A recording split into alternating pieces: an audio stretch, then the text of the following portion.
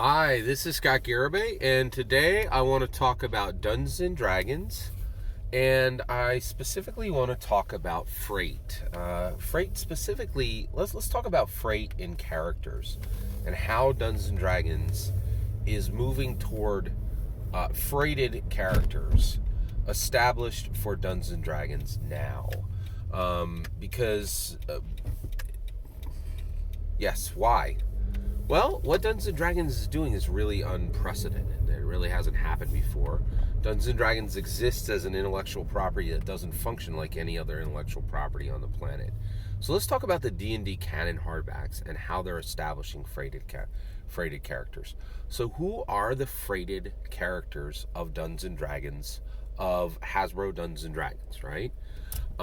Which is now Dungeons & Dragons and owns Legacy Dungeons & Dragons, right? So basically, let's talk through. So who are the freighted characters of Dungeons and Dragons, of Hasbro Dungeons and Dragons, right? So it is Bigby, right? He presented the giants. Mordenkanien presented demons. Mordenkanien's Tome of Foes. Mordenkanien presents Monsters of the Multiverse. Tasha, Cauldron of Everything. Xanathar, Guide to Everything. And there's another one. Oh, and Fizban for dragons, right? And so basically, these characters are coming forward, and the reason they've been chosen is they're famous, right? And the group, and essentially what's happening is Dungeons and Dragons is saying these characters have been around for a very long time.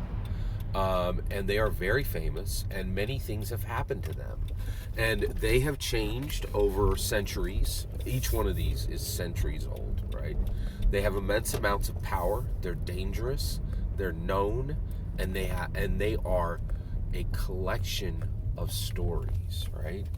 And this is important because essentially Dungeons & Dragons has this issue where it has 5 decades of legacy. But what counts, right? And that is the big question, right? There's so much, it's scattered over so many decades, so many editions, but now we know the answer, right? We know the answer, right? What counts is what gets pushed, is what gets pulled back, right? There are species within Dungeons & Dragons that have not been brought into Hasbro Dungeons & Dragons, right? They were left behind. They've been abandoned. They've been scattered to the mist, right? But the GIF, right, in highly intelligent, cool, hippo people, right, they're pulled forward with Spelljammer. And that's why Spelljammer is so important. And that's why people, picked up the slipcase, and why people have been running Spelljammer, right? And so there are these different species, and Dungeons & Dragons has approaching 40 distinct species right now, right? But when they say present, right, they're saying this is a freighted character, right? This is a character that you need to know the history on, and you need to learn the history of this character, and this character is going to teach you about the history of Dungeons & Dragons. So it's reciprocal, right? And so these freighted characters are extremely important, right? Also, I think the slipcases are saying are an introduction to freighted location. But let me stay focused on these freighted characters. So these freighted characters are extremely important, right? They're guides into literally the lore of Dungeons & Dragons, and it's saying, hey, we have a broad array of characters, right? But as Dungeons & Dragons continues to move through the decades, some of these, just like a dragon, scales will be shed, right? They will fall to the earth and they will be forgotten, right? But then there's going to be a patch of scales on the chest, a patch of scales on the right wing, a patch of scales on the left wing, right? And these are what matter, right? And these are what you're going to see, and this is the razor's edge of Dungeons & Dragons now, right? Now, what's interesting is, not only is it interesting who has made it into the cut of freighted characters for Dungeons & Dragons, but who hasn't, right? And that's interesting. So one, Elminster, a very big character who has never chosen to host any D&D canon hardback. You know what I mean? Also, Dritsto Erden, right?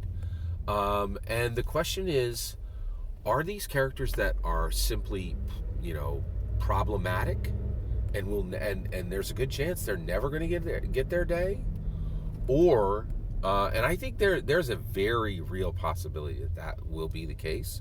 And the reason why is, what's the difference between Mordenkanien and Elminster, right? 2 ward cleavers. Do you need 2 ward cleavers? You got 1, right? And I do think it's very important, to understand that, right? That Bigby was specifically made to not be another ward cleaver. Tasha is not another ward cleaver. Xanathar is not another ward cleaver, right? So which is very, very fascinating, right? And so just because you had your day in Dungeons and Dragons does not mean you're going to become a freighted character that's going to be presented to the masses now, right? And so these freighted characters are very interesting and very important. And I think it's important that we understand what their purpose is, and we start thinking about who's going to become next, right? And then also the other question is Dungeons and Dragons establishing freight in other ways? I'll leave you with that question. We can talk about that maybe in another video, or I'd love to hear your thoughts. I definitely think there are a few other ways that freight is being established, but nothing establishes freight within a character. Actually, let's put it this way. Nothing acknowledges the freight within a character more than hosting a D&D canon hardback. Every single word of that is my humble opinion. What's important is when I get to hear your humble opinion when you get in the comments and send your traffic. Please consider liking and subscribing, and have a wonderful millennium.